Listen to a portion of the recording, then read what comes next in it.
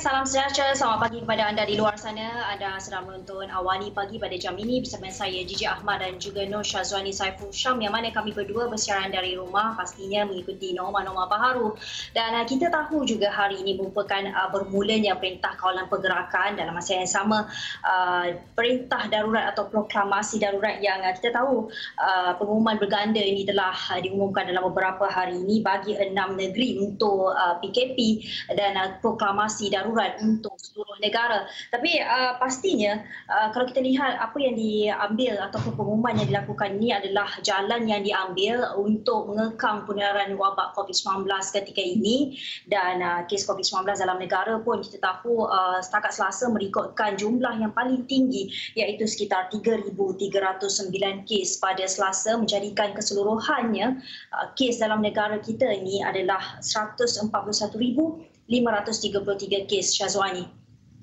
Baik, Susi. Tidak habis di situ, baru-baru ini kita dikejutkan dengan satu kes COVID-19 varian baharu UK B117 yang telah dikesan di Malaysia, dan ini dinyatakan sendiri oleh Ketua Pengarah Kesihatan Tan Sri Dr. Noor Hisham Abdullah bahawa KKM telah mengesan kes tersebut dari seorang pengembara yang mempunyai sejarah perjalanan ke United Kingdom pada bulan Disember 2020.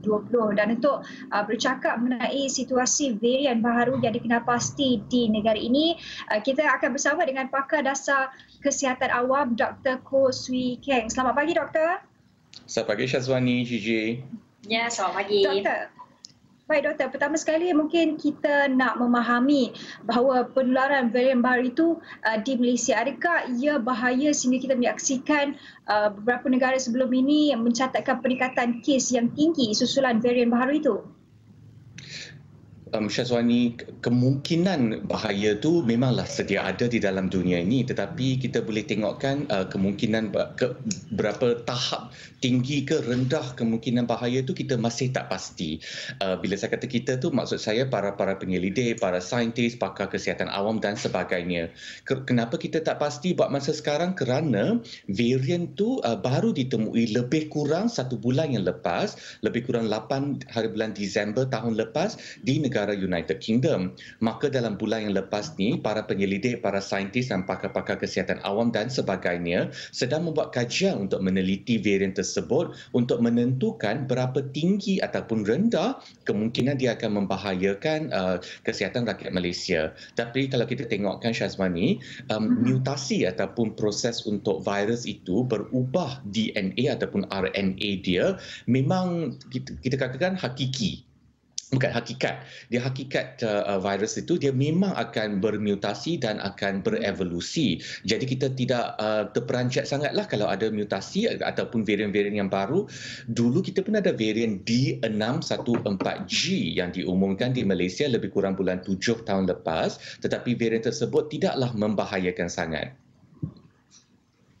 Ya, Dr. Koh, kalau kita melihat daripada penemuan varian baru dalam Malaysia ini, itu satu perkara yang mengejutkan juga. Tapi kita tidak boleh mengelak perkara itu untuk datang, untuk tiba ke negara ini. Pastinya seluruh dunia akan juga ada kes varian baru ni. Tapi sebenarnya kita nak memahami juga bagaimana sebenarnya varian baru B117 ini dikatakan penularannya lebih cepat, dan adakah kadar sembuhnya itu juga berlainan dengan mutasi yang lain? Untuk menjawab soalan ni, kita harus tengok sejarah sebentar, ya, sejarah lebih kurang 1 tahun yang lepas. Dalam 1 tahun yang kita sedia ada dengan virus SARS-CoV-2 ataupun virus COVID-19 ini, biasanya setiap bulan virus ini akan mengalami 1 ataupun 2 mutasi. Ini secara purata kalau kita puratakan dalam 1 tahun yang lepas. Tetapi varian B117 ni mempunyai lebih kurang 17 mutasi sekaligus. Jadi memanglah kita ada risau sikitlah untuk tengokkan apakah biological significance. Maksud kita, ada tak dia mempunyai kepentingan dari segi biologi? Sebab mutasi itu memang ada, tetapi mungkin mutasi-mutasi tersebut tidak menyebabkan apa-apa kepentingan dari segi biologi. Maksudnya dia boleh diabaikan. Kalau kita tengokkan varian B117 sekarang bukannya varian yang pertama untuk virus SARS-CoV-2. Kalau kita tengok di Malaysia ada D614, ada 701, ada 848 dan sebagainya. Sebenarnya ini merupakan varian yang kita boleh katakan ketiga, keempat, kelima dah dalam sejarah 1 tahun kita memerangi COVID-19.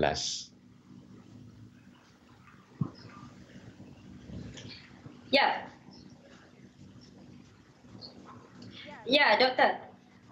Kalau kita nak lihat juga pengumuman berganda yang dibawakan ya dengan kedatangan varian baru ini dan juga pengumuman darurat dan juga pengumuman PKP itu sendiri, adakah doktor sendiri berpandangan kita dapat menurunkan jumlah kes ketika ini dengan pelaksanaan kedua-duanya ini? Pertama sekali, kalau kita nak tengokkan pengumuman berganda untuk PKP pertama dan pengumuman darurat, kita haruslah mungkin mengasingkan ataupun decouple ya daripada kemunculan varian ini di Malaysia. Kerana varian ini baru seorang saja yang ada varian ini di Malaysia dalam 2-3 hari yang lepas. Jadi mungkin pengumuman untuk PKP dan juga pengumuman darurat ni mungkin telah pun dipertimbangkan dalam masa 1-2 minggu yang lepas. Bukannya keputusan boleh dibuat dalam sehari sahaja, maka kita haruslah asingkan mungkin varian ni yang baru ada seorang sahaja dengan pengumuman berganda yang telah pun diumumkan dalam 2-3 hari yang lepas. Kita kupaskan ya sekarang pengumuman berganda ni. Adakah pengumuman berganda ni boleh menurunkan kes-kes COVID di kes-kes COVID-19 di negara Malaysia? Masa akan menentukan. Tetapi kerajaan Malaysia telah diberikan kuasa yang sangat luas untuk membendung ataupun memerangi wabak COVID-19 ini. Dan kalau kita tengokkan PKP dulu ya, berdasarkan pengalaman PKP yang pertama bulan 3 sampai bulan 5 tahun 2020, kita boleh tengokkan dia akan menurunkan kes dalam masa 4 hingga 8 minggu. Inilah pengalaman kita semasa kita mengalami PKP yang pertama. Jadi pakar-pakar kesihatan awam, unjuran kita PKP itu akan membantu untuk mengurangkan kes dalam masa 4, mungkin 6 ataupun 8 minggu. Tapi ada satu perbezaan yang sangat ketara tahun ni dengan tahun lepas. Perbezaan itu adalah buat masa sekarang, kes-kes harian mencecah 4 digit, 4 angka. Kes-kes dulu mencecah 3 angka sahaja, beratus-ratus yang rendah-rendah kita katakan. Jadi mungkin masa yang diperlukan untuk melandaikan cerun pandemik COVID-19 ni mungkin akan mengambil masa lebih banyak sikit. Tetapi kita Malaysia tidak boleh bergantung sahaja pada PKP untuk selama-lamanya. Jadi masa yang kita dikurniakan daripada PKP yang kedua ini haruslah digunakan dengan bijaksana oleh kerajaan Malaysia untuk memantapkan lagi beberapa aspek ataupun pelbagai aspek sistem kesihatan negara supaya kita bolehlah hindarkan ataupun elakkan ataupun cegahkan PKP ketiga. Sebab COVID ni dia bukan pandemik yang jangka masa pendek, dia akan berlarutan mungkin 2-3 tahun yang akan datang. Jadi kita tidak boleh masuk dalam satu cycle ya, pusingan PKP tak ada PKP, PKP tak ada PKP. Maka masa yang dikurniakan daripada PKP kedua haruslah digunakan untuk memperkukuhkan lagi sistem kesihatan Malaysia seperti yang telah pun dilakukan selepas PKP pertama. Dr. Ko, mungkin usaha itu kita akan berbincang lanjut selepas untuk segmen yang kedua nanti apabila rakan tugas kami Ridauddin Daud ada membuat peninjauan pagi ini. Tetapi sebelum itu kita masih lagi nak mengulas berkenaan dengan varian baru yang dikenal pasti di Malaysia ini. Dr. Ko, adakah Dr. Ko berpendapat bahawa SOP terhadap pengembara ini apabila mereka kembali ke Malaysia dan bawa kes varian baru ini, adakah SOP perlu diperketatkan lagi terutamanya terhadap pengembara? Dan sebelum ini ada pakar kesihatan memaklumkan bahawa ada pengembara yang mendapat surat pelepasan untuk dikuarantin sebaik sahaja tiba di Malaysia. Adakah perkara itu boleh diterima, Dr. Ko? Pada asasnya kita harus meningkatkan tahap keyakinan rakyat dengan memperketatkan SOP yang itu pada dasarnya pengecualian daripada SOP-SOP yang sedia ada untuk mereka yang pulang ke Malaysia dan akan dikuarantinkan. Pengecualian itu pada khidmat saya bolehlah diberi, tetapi mestilah diberi secara adil dan saksama. Tak naklah ada situasi di mana ada situasi antara dua darjat di mana mereka yang ada connection ataupun kawan-kawan di tempat yang mungkin membuat keputusan kan. diberikan pengecualian disebabkan mereka kenal orang, bukannya disebabkan oleh keadaan mereka ataupun situasi mereka. Sebab situasi seseorang tu akan berbeza daripada seorang ke seorang yang lain. Jadi susahlah kalau kita nak buat SOP untuk 100%. Tetapi kita tak boleh beri pengecualian kepada 50% orang. Angka-angka ni untuk menunjukkan contoh sajalah, tapi kita memang tak ada statistik-statistik sedemikian. Izinkan saya mengulas sedikit ya berkenaan dengan SOP, patutkah diperketatkan ke tidak untuk mereka yang balik dari pulang dari luar negara, mungkin warga negara Malaysia dan mempunyai ditunjukkan mempunyai varian B117 ini. Buat masa sekarang, apa yang kita boleh buat adalah untuk menjalankan SOP yang basic ya, ataupun asasi kita boleh katakan. Boleh tak kita tambahkan? Mungkin boleh, kerana kita nak ambilkan satu langkah berjaga-jaga, lebih berwaspada, kerana varian ini mungkin 50% ataupun 70% senang berjangkit. Tetapi bila saya katakan 50%, 70% senang berjangkit tu kan kita harus bandingkan dengan varian D614G yang dikatakan 10 kali ganda lebih berjangkit lebih kurang bulan 7 tahun lepas. Tetapi kita tak menunjukkan bulan 7, 8, 9 tahun lepas taklah ada kes-kes D614G yang melambung tinggi walaupun dia 10 kali ganda lebih berjangkit. Ulasan saya yang terakhir, apabila jika kita meletakkan SOP yang lebih ketat untuk pengembara ataupun warga negara Malaysia yang pulang dari luar negara, kita haruslah bertimbang rasa juga. Tak bolehlah kita mengabaikan hak-hak mereka sebagai warga negara Malaysia juga. Jadi kita harus mencapai satu keseimbangan untuk tidak katakan erode their rights. Maksud saya hak-hak mereka mestilah terpelihara juga. Kita tak bolehlah memberikan stigma kepada mereka ataupun memberikan kerunsingan dari segi mental kepada mereka disebabkan varian ini yang bukannya salah mereka juga. Jadi kita haruslah mencapai satu keseimbangan walaupun langkah berwaspada tu mungkin diperlukan, tapi kita tidak boleh mengabaikan hak-hak pengembara tersebut ataupun warga negara tersebut. Dr. Koh, secara ringkas sebelum kita berhenti rehat, mungkin kita nak tahu dan nak memahami bagaimana pula dengan proses vaksinasi terutamanya bagi varian baru ini, kerana ada pihak pengeluar yang masih mengkaji berkenaan varian baru ini. Apa yang kita tahu setakat ini, mungkin Dr. Koh boleh jelaskan secara ringkas? Buat masa sekarang, kajian memang sedang dijalankan dan kita sebagai pakar saintis dan pakar-pakar kesihatan awam sedang menunggu keputusan ujian-ujian itu. So, saya nak ketepikan itu sebentar. Buat masa sekarang, ujian-ujian yang telah dijalankan seperti vaksin Pfizer-BioNTech yang akan sampai ke Malaysia lebih kurang bulan 2 bulan depannya, mereka telah menjalankan kajian terhadap 16 varian. Bukan saja varian yang ini, tetapi 16 varian. Dan antibody yang dihasilkan daripada vaksin Pfizer-BioNTech terbukti berkesan terhadap 16 varian virus SARS-CoV kedua. Jadi ini keputusan yang sangat boleh memberikan sedikit kelegaan kepada rakyat Malaysia lah. Namun demikian disebabkan hakikat virus tu dia memang akan bermutasi ya. Ini macam job description lah di kerja virus untuk bermutasi.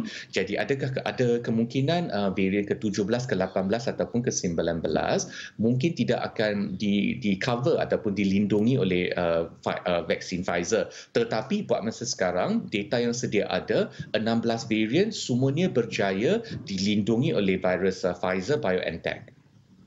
Okey, Dr. Koh, kita akan berhenti berehat seketika. Kita akan kembali bersama Dr. Koh selepas ini untuk bercerita mengenai varian baru dan apa yang perlu kita tahu mengenainya. Kita berhenti berehat, kita kembali selepas ini.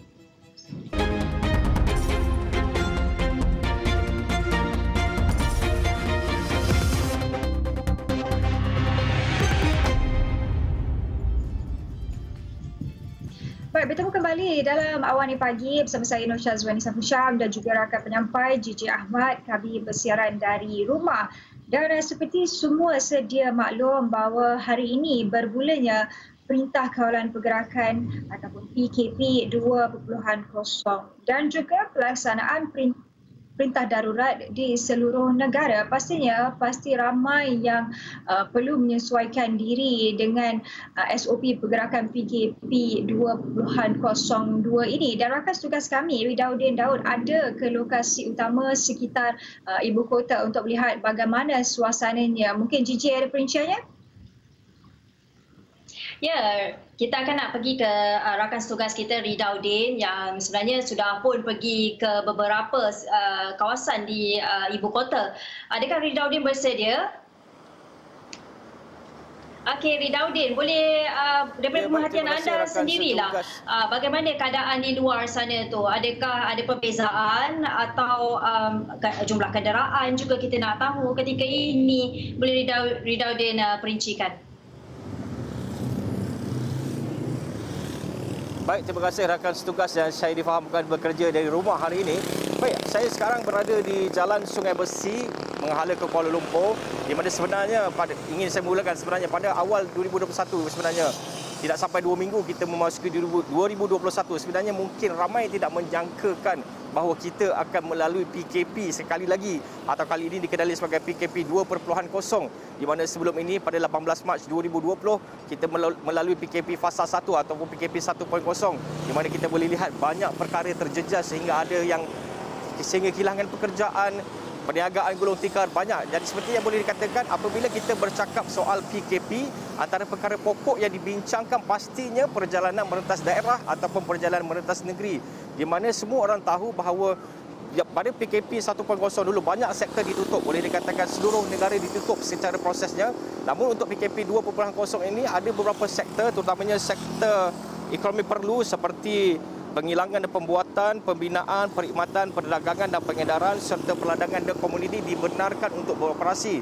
Namun bagi pihak pengurusan pula 30% sahaja yang dibenarkan beroperasi untuk sesebuah syarikat.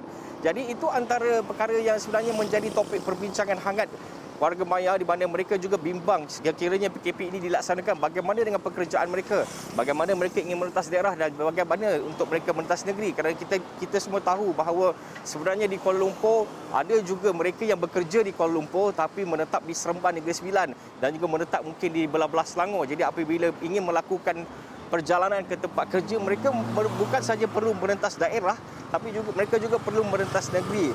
Dan apa yang saya difahamkan bahawa kebenaran dibenarkan untuk mereka kerana sektor ekonomi masih perlu berjalan. Walaupun sektor kesihatan perlu diberikan tumpuan, namun sektor ekonomi juga tidak harus dipinggirkan. Kerana jika ekonomi runtuh, maka negara juga mungkin boleh runtuh. Jadi apa yang saya boleh kongsikan, seperti anda boleh lihat di belakang saya ini, sebenarnya boleh dikatakan jumlah kenderaan masih lagi banyak. Saya pernah membuat liputan ketika PKP 1.0 pada 18 Mac 2020 tahun lepas, dan boleh dikatakan pada waktu itu saya membuat tinjauan di sekitar Kuala Lumpur, di Bukit Bintang dan juga beberapa kawasan lain, dan boleh dikatakan jumlah kenderaan sangat sedikit berbanding pada hari ini. Mungkin ada pengurangan, saya fikir ada pengurangan kerana kesesakannya agak kurang berbanding hari biasa. Namun seperti apa yang anda boleh lihat, daripada bahagian depan sampai ke bahagian belakang sana nampaknya penuh dengan kenderaan, dan anda juga boleh melihat anggota polis sibuk memeriksa surat kebenaran majikan daripada setiap orang yang melalui kawasan ini. Dan apa yang saya boleh kongsikan juga sebenarnya daripada pemerhatian saya sejak dari jam 8 ke 8.30 tadi, boleh dikatakan sebenarnya hampir semuanya apabila ditahan dan diminta untuk menunjukkan surat kebenaran daripada majikan, semuanya dapat menunjukkannya. Jadi boleh dikatakan sebenarnya semuanya sudah bersedia sebenarnya. Mereka sudah membawa dari rumah, ada yang letakkan di dashboard kereta, ada yang sudah dilipat-lipat, mungkin dimasukkan di dalam dompet dan sebagainya. Tapi apa yang boleh saya katakan, apabila polis minta sahaja, mereka boleh untuk memberikannya. Jadi saya fikir sebenarnya walaupun rakyat terkejut dengan pelaksanaan PKP 2.0 ini, namun boleh dikatakan mereka sebenarnya sudah bersedia mungkin mempelajari daripada apa yang berlaku pada PKP 1.0 dulu, dan mereka boleh dikatakan semuanya bersedia. Dan boleh dikatakan hari ini saya fikir memang kebanyakannya adalah mereka yang pergi bekerja, kerana saya lihat di dalam kereta boleh dikatakan hanya ada satu orang sahaja yang memandu, dan boleh dikatakan ini bolehlah disimpulkan sebenarnya mereka ingin pergi bekerja. Jadi apa yang boleh dikatakan bahawa apa yang boleh saya simpulkan dalam pemerhatian saya sejak 30 minit lepas, kenderaan masih lagi banyak, tidaklah begitu berkurang dengan sangat mendadak. Namun kesesakan nampaknya agak kurang, seperti apa yang saya daripada rumah tadi pun, daripada Kelana Jaya datang ke ofis, Nampak juga sebenarnya kenderaan ada tapi tidak banyak. Biasanya kalau waktu-waktu sebegitu 7 lebih pagi itu memang agak sesak, namun hari ini agak lengang. Namun untuk dikatakan lengang selengang-lengangnya tidak boleh dikatakan begitu. Masih lagi ada kenderaan, cuma ia berkurang. Tidaklah seperti PKP 1.0, berbeza sedikit PKP 2.0 ini kerana sektor ekonomi terbuka. Namun boleh dikatakan kesesakan itu berkurang, namun jumlah kenderaan masih lagi banyak, JJ. Ya, okey. Alright, Ridauddin, tapi kita tahu juga Ridauddin akan pergi ke beberapa lokasi. Boleh kongsikan kepada kami, mungkin adakah Ridauddin akan pergi ke mana selepas ini untuk meninjau perkembangan PKP? Baik, Gigi. Pastinya saya akan pergi ke sekitar Kuala Lumpur dan mungkin kita akan lajak ke Lembah Kelang lagi jika tinjauan kita tidak menepati citarasa untuk saya membuat berita. Namun apa yang saya boleh kongsikan antara tempat yang kami fokuskan, saya sudah berbincang dengan jurukamera Rizal Rahim sebentar tadi, antara tempat yang kita fokuskan sudah semestinya pasaraya besar di mana di sekitar Kuala Lumpur ini, dan mungkin juga kita akan meninjau restoran ataupun kedai-kedai makan di sekitar Kampung Baru atau mungkin di kawasan-kawasan lain. Kenapa Kampung Baru? Kerana kita tahu setiap pagi Kampung Baru memang dipenuhi dengan orang, dipenuhi pelanggan yang makan pelbagai makanan di sana. Ada nasi lemak, ada nasi kerabu, pelbagai jenis makanan. Dan kita juga akan lihat di sana di mana apabila kerajaan tidak membenarkan untuk makan di kedai, sudah pasti ia sebenarnya akan menjejaskan pendapatan mereka dan sudah pastinya suasananya sedikit berbeza jika sebelum ini penuh atau mungkin selepas ini mungkin tidak begitu penuh. Jadi itulah antara yang kita akan pergi, dan juga kita akan pergi ke pasaraya mungkin sedikit lewat untuk kita lihat. Biasanya dalam jam 11 pagi ke 12 pagi tengah hari memang agak penuh, namun kita akan lihat juga sebelah ini. Okey, Ridauddin, kita harapkan Ridauddin jaga diri kat sana, stay safe juga, kekalkan mengikut SOP yang telah disediakan, Syazwani. Baik, terima kasih Ridauddin. Sekali lagi, kita ingin bersama semula dengan Dr. Koh, iaitu pakar dasar kesihatan awam. Dr. Koh, seperti yang Ridauddin katakan tadi, berdasarkan tinjauan yang dilakukan, jumlah kereta masih lagi banyak. Mungkin apakah nasihat Dr. Koh, mungkin hari ini adalah hari pertama, apa plan seterusnya dan mungkin apa langkah seterusnya yang boleh dilakukan rakyat Malaysia, terutamanya di kawasan mereka yang berada di kawasan PKP untuk terus patuh kepada SOP walaupun mereka perlu pergi bekerja, Dr. Koh? Saya ada beberapa pemerhatian selepas rakan kita Ridauddin melapor daripada Jalan Sungai Besi. Pemerhatian pertama tu banyak bunyi motosikal, so bukan saja kereta, banyak juga motosikal yang sedang pergi ke menghala ke kerja.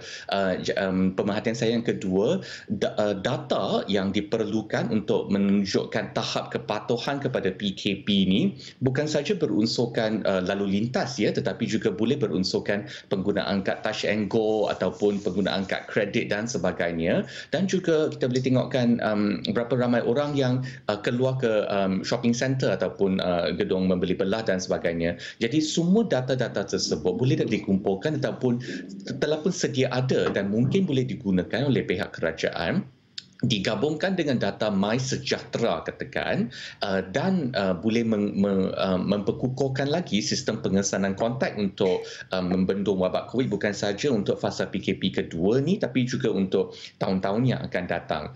Tujuan saya untuk memberikan idea atau hujah ini kan adalah kerana pengesanan kontak merupakan salah satu daripada kita boleh katakan senjata lah ataupun alat yang kita boleh gunakan untuk membendung wabak COVID, dan dia harus diperkukuhkan dengan data-data yang dapat dikumpulkan dan data sedia ada daripada pelbagai cara, sudut, pihak dan syarikat kita boleh katakan. Pemerhatian saya yang ketiga terhadap tahap kepatuhan SOP ini, kalau kita bandingkan PKP tahun ini dengan PKP tahun lepas 1 tahun tu mungkin secara psikologi rakyat Malaysia dah mula menerima hakikat bahawa COVID-19 ni akan berlarutan. Maka tahap kita boleh katakan tahun lepas ada tahap ketakutan ataupun tahap kegelisahan yang kita boleh katakan lebih kurang tinggi, tapi tahun ini PKP kedua ni kegelisahan dan ketakutan tu mungkin dah berkurangan. Ini mungkin menunjukkan satu kebaikan kerana kita sudah menyesuaikan minda kita terhadap kehadiran virus ini untuk masa yang akan berlarutan. Jadi kita mungkin boleh menyesuaikan diri kita untuk mematuhi SOP dengan lebih erat, dengan lebih rapi dan juga lebih kita lebih katakan prihatin lah.